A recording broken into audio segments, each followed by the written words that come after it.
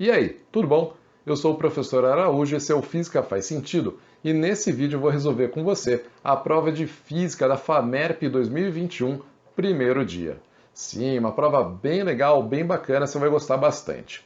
Inclusive, se tiver alguma dúvida no final do vídeo, deixa aqui nos comentários. E se gostar do vídeo no final também, deixa o seu joinha, se inscreve no canal que você é muito bem-vindo. Tá legal? Então vamos lá, vamos resolver essa prova aqui juntinhos. Legal, galera, já estou com a prova aqui e a gente vai começar aqui pela questão número 62, uma questãozinha de mecânica sobre plano inclinado. Então olha só, ao descer uma ladeira plana e inclinada de 23,5 graus em relação à horizontal, um ciclista mantém a sua velocidade constante acionando os freios da bicicleta. Considerando que a massa do ciclista e da bicicleta juntos seja de 70 kg, que a aceleração gravitacional no local seja 10 metros por segundo ao quadrado, que o seno de 23,5 graus seja 0,4 cosseno 0,92, a intensidade da resultante das forças de resistência ao movimento que atuam sobre o conjunto ciclista mais bicicleta na direção paralela ao plano da ladeira é igual a quanto? Então, beleza, ele quer que a gente determine qual é a resultante das forças de resistência paralelas ao plano da ladeira. Vamos grifar algumas coisas importantes aqui, gente. Em primeiro lugar, deixa eu aumentar isso aqui, pronto. Em primeiro lugar, ele falou que esse ciclista desce a ladeira com velocidade constante. Isso é lindo. Quando aparece aqui, ó, velocidade constante, você faz corações aqui, ó, no velocidade constante, porque você sabe que se a velocidade é constante, não tem aceleração. E se não tem aceleração, de acordo com a segunda lei de Newton, a força resultante sobre esse corpo, sobre o ciclista, no caso, tem que ser zero. Então, ó, corações aqui para a nossa velocidade constante.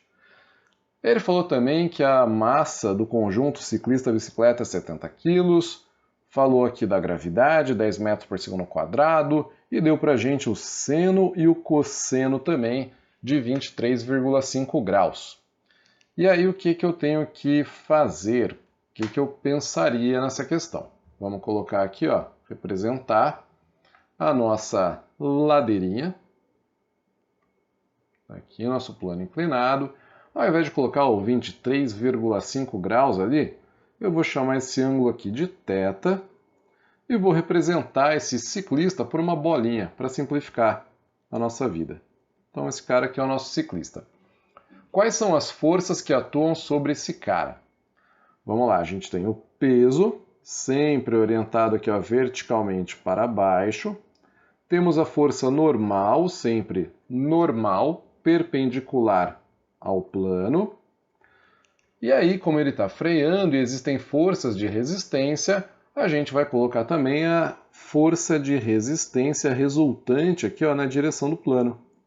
Então, vou chamar de Fres, força de resistência. Legal, no plano inclinado você deve lembrar que a gente tem o costume de decompor o peso. Então, eu vou decompor o peso nas suas componentes Px na direção do plano e Py perpendicular ao plano. Bacana. Nisso eu não vou mais usar o peso, né? Então a gente dá uma esquecida aqui no peso. Outra coisa importante é que esse ângulo θ, que é o ângulo de inclinação do plano, ele é o mesmo ângulo que você encontra entre o peso e Py. E aí, se a resultante tem que dar zero, já que a velocidade é constante, a gente pode dizer que Py se equilibra com a normal e a força Px, a componente Px, tem que se equilibrar com a força de resistência, com a resultante das forças de resistência paralelas ao plano. Ou seja, essa resultante, Fres, tem que ter a mesma intensidade que Px. E aí você deve lembrar que num plano inclinado, o Px, a componente paralela ao plano, é igual ao peso multiplicado pelo seno do ângulo θ, ângulo de inclinação. No nosso caso, bom, vamos colocar aqui, ó, no lugar do peso, massa vezes gravidade, vezes o seno de θ. No nosso caso aqui, a massa do conjunto é de 70 quilos, a gravidade vale 10 e o seno do ângulo θ de 23,5 graus é 0,4. E aí, 70 vezes 10 dá 700, 700 vezes 0,4 dá 280. Então, essa força de resistência, resultante das forças de resistência, é igual a 280 newtons. Olha só que bonitinho, hein? Maravilha! Então, dá um sorrisão. E nós temos aqui a alternativa B. Tá aqui, ó, a alternativa B para o exercício 62. Deixa eu enquadrar ele bonitinho aqui para você ver por inteiro. Olha que legal esse cara. Maravilha. Então, primeira questão, mecânica plano inclinado, um exercício de dificuldade média, digamos. Vamos classificar ele como exercício médio. E aí vamos para a questão 63. Em uma sessão de fisioterapia, um paciente executa um movimento lateral com a perna, alongando uma fita elástica, como mostra a figura. A variação da força elástica exercida pela fita sobre a perna do paciente em função da elongação da fita é dada pelo gráfico que está sendo mostrado aí para você. Suponha que a força aplicada pela fita seja sempre perpendicular à superfície da perna do paciente. No deslocamento da posição X, na qual a fita tem uma elongação de 20 cm até a posição Y, em que a fita tem uma elongação de 60 cm, o valor absoluto do trabalho realizado pela força elástica da fita sobre a perna do paciente é igual a quanto? Quando ele pede valor absoluto, ele está pedindo módulo, né? Então a gente não tem nem que se preocupar aqui se o trabalho vai ser positivo ou negativo. Caramba, então olha só, ele quer saber dessa posição aqui, de quando a elongação é igual a 20 centímetros, até essa posição aqui, quando a elongação é igual a 60 centímetros. Quando fala em trabalho, talvez a primeira equação que venha na sua cabeça seja trabalho igual a força vezes deslocamento. Acontece que essa equação só pode ser usada para uma força constante. E essa força aqui não é constante. Essa força está variando ao longo do deslocamento.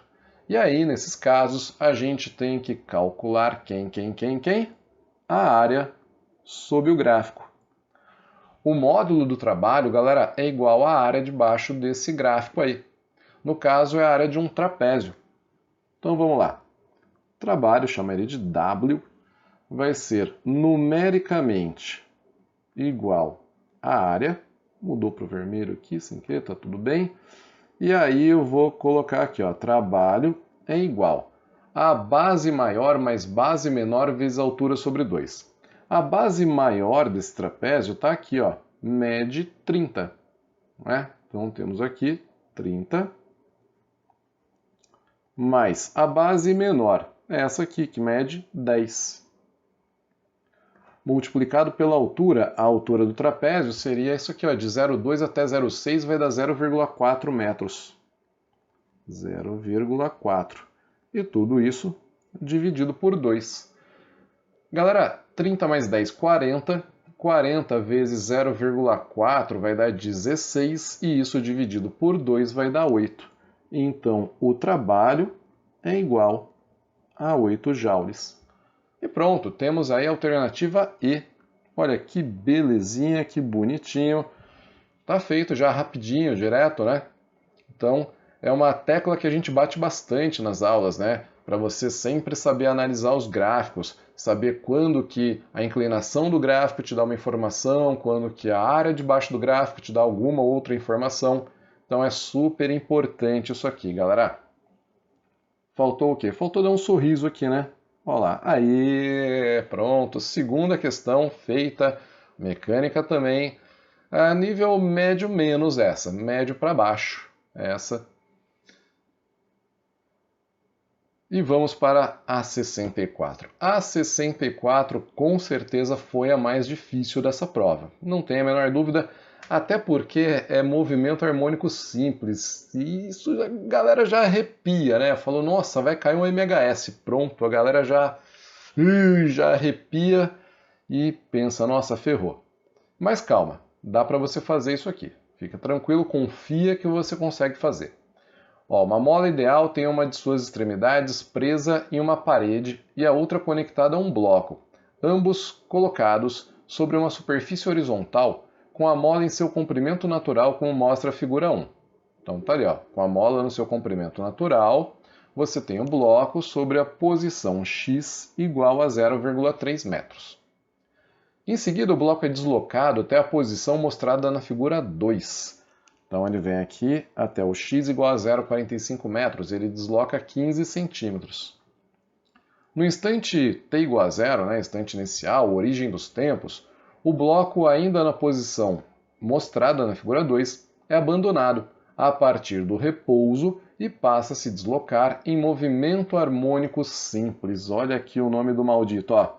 Movimento harmônico simples, com uma frequência igual a 20 Hz. Já estou grifando aqui. A equação que descreve esse movimento no referencial do eixo x em função do tempo e em unidades do Sistema Internacional de Unidades é... Aí você tem que colocar aqui a equação, dizer qual é a equação que descreve esse movimento. Bom, a gente tem algumas opções para resolver esse exercício. Uma delas é pensar que se a mola ela ficar relaxada aqui no seu comprimento natural na posição x igual a 30 e o corpo parte do x igual a 45, ou seja, de uma elongação com uma amplitude de 15 centímetros, esse corpo ele vai ficar oscilando entre o 0,45 e 0,15. 0,45, 0,15, que é 0,30 mais 0,15 e 0,30 menos 0,15. Beleza? E aí você pode sair caçando se tem alguma equação que vai atender esse critério. Na verdade, esse aqui é o jeito mais fácil. Apesar de ser o menos rigoroso de resolver, esse é o mais fácil. Se você lembrar que seno varia entre 1 e menos 1, você pode verificar que na alternativa A, o x ele vai ficar variando entre 0,30 mais 0,45 e 0,30 menos 0,45. Ou seja, aqui é como se o bloco ficasse oscilando entre o menos 0,15 e o mais 0,75. Menos 0,15 quando o seno for menos 1, 0,75 quando o seno for mais 1. Na alternativa B, a mesma coisa, né? O seno, de novo, varia entre menos 1 e mais 1, e aí você vai acabar tendo essa variação, né? Essa oscilação entre menos 0,15 e mais, aqui faltou mais, né? Mais 0,75. Está errado, ele vai oscilar entre 0,45 e 0,15. Aqui no caso do C, ele vai oscilar entre menos 0,45 quando o seno for igual a menos 1 e mais 0,45 quando o seno for igual a mais 1. Na alternativa D, repara que para o seno igual oscilando entre menos 1 e mais 1, a gente vai ter o x mínimo igual a 0,30 menos 0,15, 0,15. E 0,30 mais 0,15, 0,45. Olha só, esse bate, hein? E aí, na alternativa E, você vai ter para o seno variando de novo entre menos 1 e mais 1, o x variando entre menos 0,15 e mais 0,15. Então, fazendo desse jeito, olha só, você já achou a resposta, já sabe que a alternativa correta é a alternativa D. Mas dá para fazer de outra forma mais complexa? Dá para você fazer de outra forma mais complexa. Lembrando da equação do movimento harmônico simples, as funções horárias do movimento harmônico simples. Bom, a gente pode lembrar que a posição de um movimento harmônico simples é dada por razão, que é a amplitude, vezes o cosseno de θ0, que é a fase inicial, mais ômega-t. A velocidade é igual a menos ômega vezes A multiplicado pelo cosseno, desculpem, aqui é pelo seno, pelo seno de θ0 mais ômega-t. E a aceleração é dada por menos ômega ao quadrado vezes x, que é o azão cosseno de θ0 mais ômega-t. Lembra, o azão é amplitude, qual é o máximo que o corpo se afasta da posição central. No nosso caso, a gente já sabe que esse azão é igual a 0,15. Beleza, azão é igual a 0,15. O ômega, galera, ômega é igual a 2πf. Isso aqui você deve lembrar lá do movimento circular uniforme, né? Então, ômega é igual a 2πf. No caso, 2π vezes 20 Hz, que ele deu para a gente. Então, esse ômega é igual a 40π radianos por segundo. Legal. E aí você teria que substituir isso nas equações, mas levar em consideração duas coisas. Em primeiro, que essa equação aqui, ó, do x, ela é escrita imaginando que o ponto central é a origem.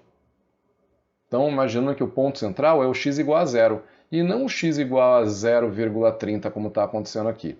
Então, você teria que fazer uma pequena correção para x igual a 0,30 mais, agora sim, o azão, 0,15 multiplicado pelo cosseno de θ0, fase inicial, mais 40π vezes t. Só que você tem que transformar isso em seno, porque todas as respostas estão em seno, né? Estão na forma do seno.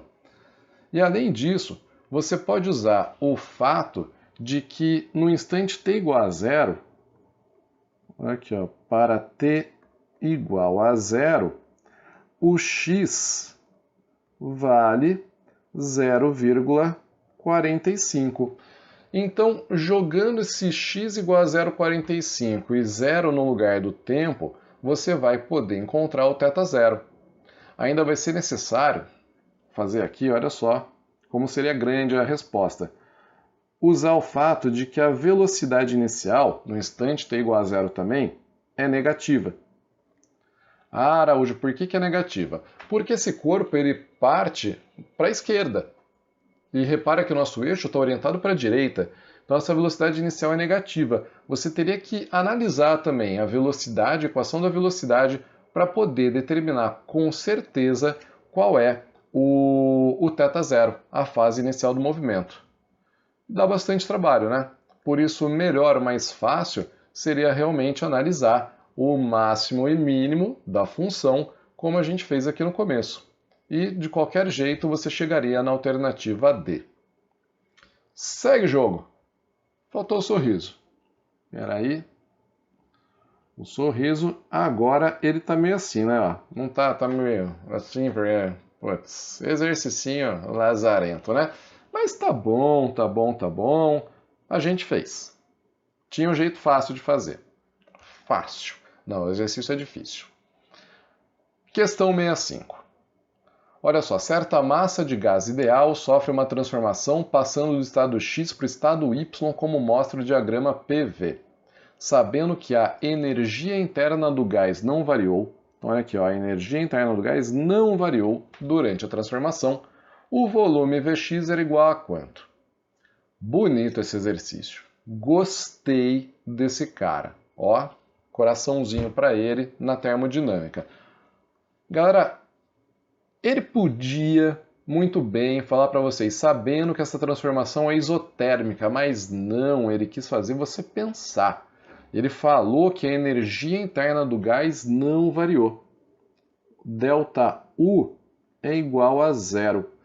E aí você tem que lembrar que a energia interna do gás depende exclusivamente da temperatura do gás.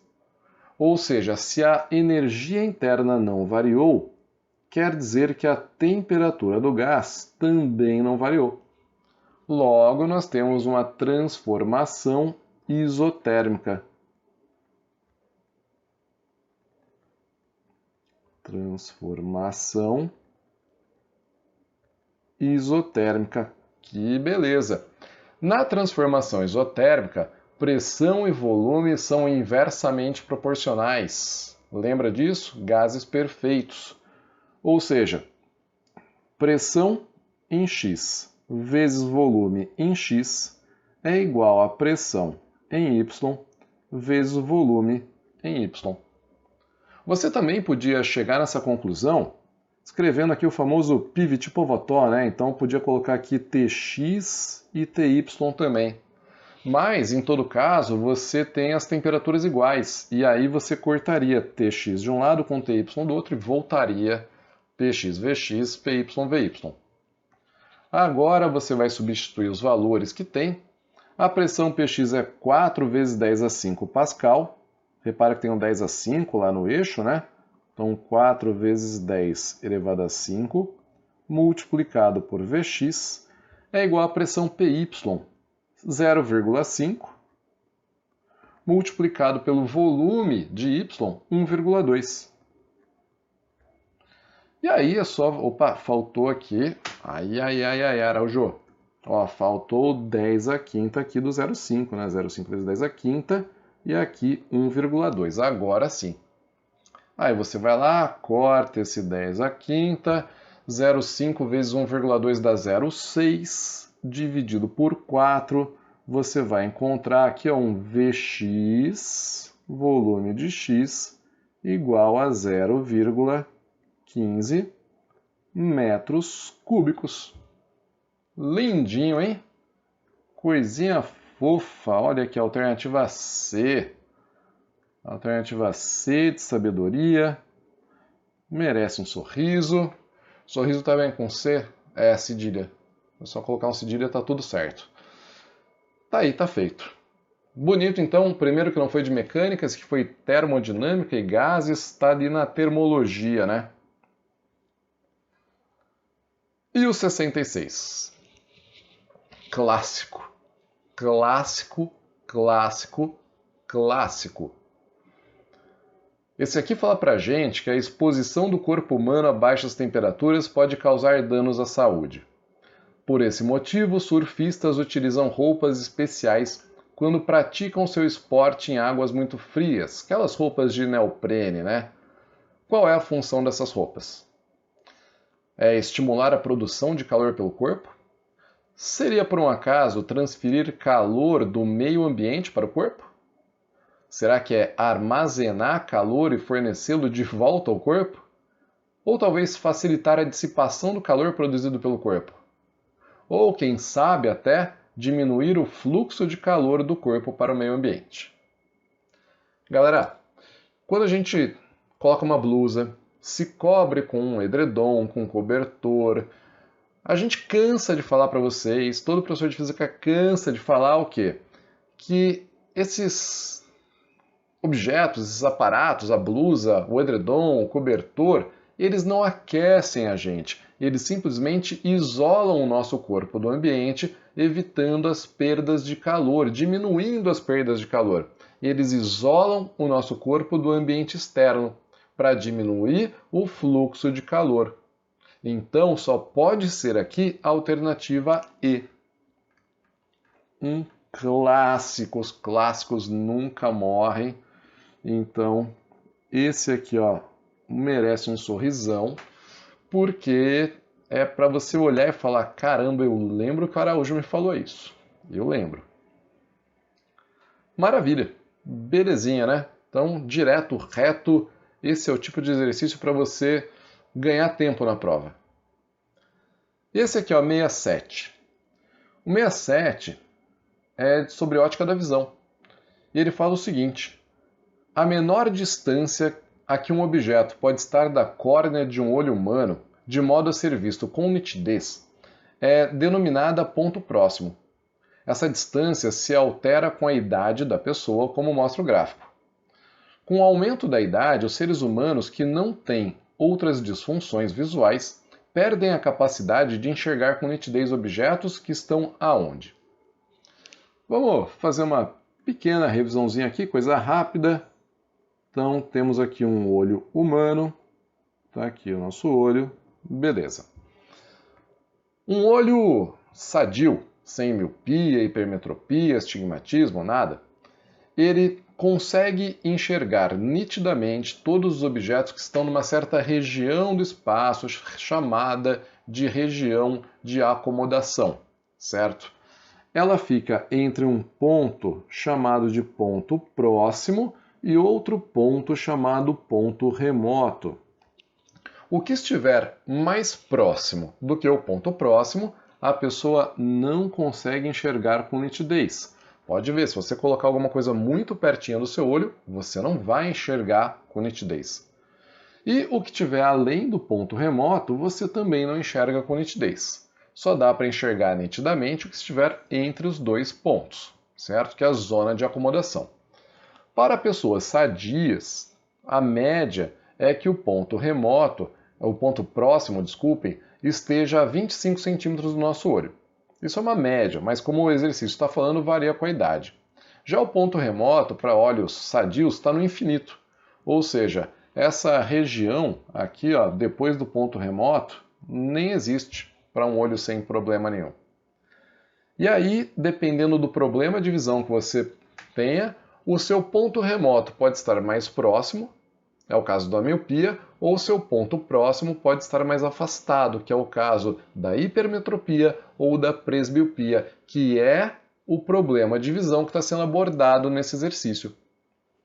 Então vamos lá. O que o gráfico está mostrando para a gente? Que a distância do ponto próximo, olha aqui, ó, à medida que a idade aumenta, também está aumentando, né? Então, à medida que a idade aumenta, a distância do ponto próximo também aumenta. Então, pode ver que vai aumentando devagarinho, né, até mais ou menos os 40 anos. E aí, quando chega nos 40 anos, vixe, aí ferrou, né?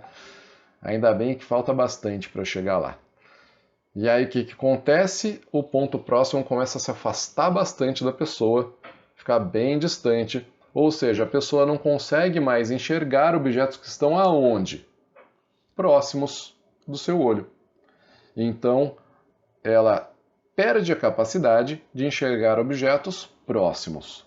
Temos isso aqui, ó, na alternativa A, na alternativa B e na alternativa D. E aí a gente tem que dizer qual é a lente que corrige esse problema de visão. É a mesma lente que corrige a hipermetropia. Você lembra quais são essas lentes que corrigem a hipermetropia? São as lentes convergentes. Lentes convergentes de grau positivo, divergência positiva. Lembra que o míope, ele usa lentes divergentes, não é? Agora, o hipermétrope, que também não enxerga de perto, usa lentes esféricas convergentes. Era isso que você tinha que saber para perceber que a resposta correta é a alternativa B, ó. Lentes esféricas convergentes. Beleza? Não é nem esférica divergente e nem cilíndrica divergente. Então temos a alternativa B de bonitinho, hein? Mais um, só para variar. E dale que dale, estamos mandando ver aqui nessa prova, hein? Olha só, espero que você tenha ido bem. Se você fez essa prova, espero que tenha sido uma prova agradável, aprazível para você, que você tenha feito tudo bonitinho. Olha só, chegamos na 68.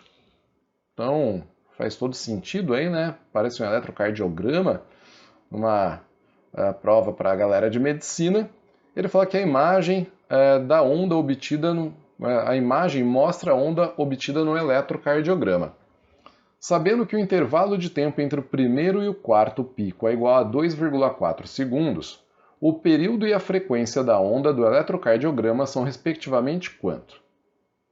Galera, período é o tempo necessário para que ocorra um ciclo completo, uma oscilação completa, se fosse o caso de uma onda senoidal, por exemplo. Então, um ciclo completo.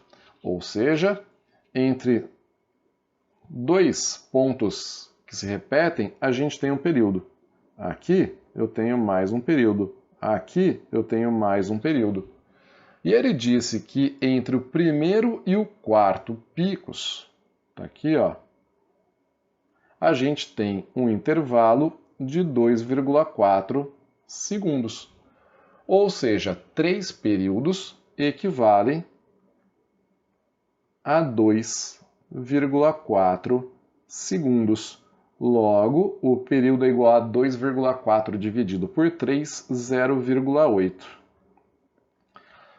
Eu espero de coração que você não tenha colocado 0,6. Mas de coração, assim, espero de verdade que você não tenha colocado 0,6, pensando que são 4 picos e dividiu por 4. Por favor, não tenha feito isso.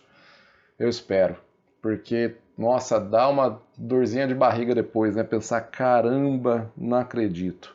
Eram 3 períodos. E a frequência? A relação bonitinha, a gente sabe que a frequência é o inverso do período, né? E aí vai ficar 1 dividido por 0,8, que é igual a 1,25 Hz. Então, 0,8, 1,25 está aqui a alternativa B. Então, essa aqui tá lá, ó, vamos dar um sorrisinho com piscadinha. Aí, ó. Ó, chique, hein? Ok. Faltam 2. Faltam 69 e 70. 69. O turbilhão, aparelho utilizado em fisioterapia, consiste em um tanque no qual se coloca água ligeiramente aquecida e se produz um turbilhão similar ao de uma banheira de hidromassagem.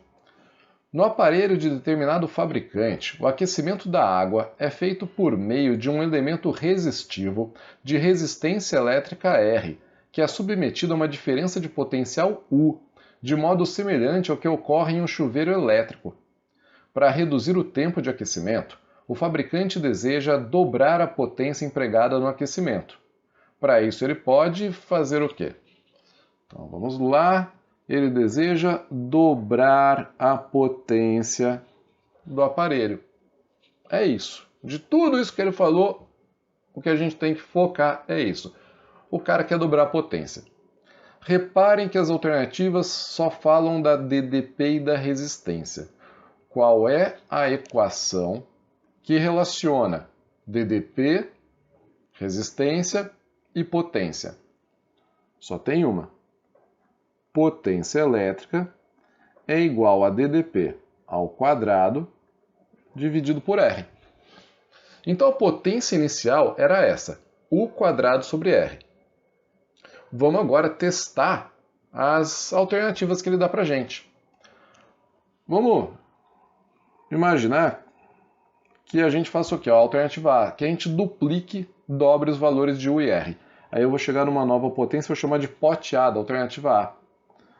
No lugar do U, então, eu vou colocar 2U ao quadrado dividido por 2R. 2U ao quadrado, e aí toma muito cuidado para não elevar só o U ao quadrado, vai ficar 4U quadrado dividido por 2R. E isso, galera, é igual a 2U quadrado sobre R. Mais U quadrado sobre R é a potência inicial. Então, a potência da alternativa A é igual ao dobro da potência inicial. Pronto, já era. Tá feito. Essa é a nossa alternativa correta. E a gente pode até analisar as outras para ver o que acontece. Ó. Pensando até num negócio que eu gosto muito, que é a proporção, né? Potência, ela é diretamente proporcional ao quadrado da DDP e inversamente proporcional à resistência. Então, diretamente proporcional ao quadrado da DDP e inversamente proporcional à resistência. Se a gente duplicar o valor de U e reduzir o valor de R à metade, Olha só, se eu duplicar o valor da DDP, eu quadruplico a potência. Se eu dividir a resistência pela metade, eu dobro a potência. Então eu quadruplico, depois dobro, eu aumento a potência 8 vezes. Não, não. C. A gente podia manter o valor da DDP, o que não mudaria a potência, e dividir por 4 o valor da resistência. Se eu dividir a resistência por 4, eu multiplico por 4 a potência. Também não vai rolar. D. Manter a DDP, o que não alteraria a potência, e duplicar o valor da resistência? Não vai, porque aí se eu duplicar o valor da resistência, eu divido por 2 o valor da potência. E o último, duplicar a DDP, o que quadruplicaria a potência e manter o valor de R. Ou seja, a potência ficaria 4 vezes maior e só a alternativa A que funciona mesmo. Maravilha! Opa, estou esquecendo. A nossa gratidão ao exercício que foi resolvido de forma tão bacana por nós, foi tão mansinho. E aí vem a última, ó, que bonitinha, uma física moderna. Ô, FAMERP, fez uma provinha bonita, hein? Não caiu nada de Covid também, né? Assim como o Unicamp desse ano, a FUVEST, nada sobre Covid. Olha só, em certos exames de medicina nuclear, uma substância radioativa é administrada ao paciente que posteriormente é acomodado em um aparelho. Quando o elemento radioativo decai, os detectores do aparelho captam parte dos fótons emitidos. Sabe-se que a energia associada a um fóton está relacionada com a frequência da radiação pela expressão E igual a HF, sendo H a constante de Planck, cujo valor é 6,63 vezes 10 a menos 34 Joule vezes segundo. Então vamos grifar aqui, ó, equaçãozinha de física moderna, o exercício está dando para você, energia do fóton, está dando também a constante de Planck. Suponha que o elemento radioativo utilizado em um desses exames seja o tecnésio 99M, que emite radiação, cujos fótons têm energia associada de 2,24 vezes 10 a 14 joules. E considere os detectores de radiação sensíveis às faixas de frequência indicadas na tabela. Para que possam captar os fótons emitidos pelo tecnésio 99M, os detectores utilizados no aparelho devem ser de qual tipo? Bom, se eu quero saber qual é o tipo do detector, eu tenho que saber qual é a frequência dessa radiação, não é? Da radiação associada a esse fóton. A equação está dada. Energia igual a constante de Planck vezes a frequência. A energia é 2,24 vezes 10 elevado a menos 14 joules. Ele foi bonzinho, ele podia, sei lá, ter dado em electronvolts e pedir para transformar, alguma coisa assim, mas foi, ó, supimpa. O Hzinho vale 6,63 vezes 10 a menos 34 e a frequência é o que eu quero descobrir. Então essa frequência F, vou fazer o igual mais bonito aqui, ó, é igual a 2,24 vezes 10 a menos 14 dividido por 6,63 vezes 10 elevado a menos 34. Olha só, você não precisa calcular o valor exato da frequência, né? Porque você tem faixas de frequência ali, ó, 10 a 12, 10 a 13, 10 a 13, 10 a 14. Então não precisa do valor exato. Esse 2,2 sobre 6,6 é aproximadamente 1/3, né? 1/3 ou 0,33, deixa eu colocar aqui ó, aproximadamente 0,33 vezes 10 elevado a 14, menos 14 mais 34, 20. 0,33 vezes 10 a 20 Hz, que eu posso escrever também de forma mais elegante como 3,3 vezes 10 elevado a 19. Um valor, galera, que está entre 10 a 19 e 10 a 20. Ou seja, temos aqui a alternativa E, onde a gente tem o detector G. Bonito, hein? Olha só que legal. Espero que você tenha ido bem nessa prova. Gostei dela. Bem distribuída, bem abrangente, direta, clara, bem elaborada. Gostei. Fechamos por aqui. E aí, gostou da prova? Gostou da resolução? Espero que sim. Espero que você tenha entendido tudo e que não tenha ficado nenhuma dúvida. E aí lembra, ó, deixa aqui aquele seu joinha se gostou do vídeo, se ele ajudou você, tá bom? E se inscreve no canal também. Galera, um abraço, bons estudos para vocês e eu espero vocês no próximo vídeo.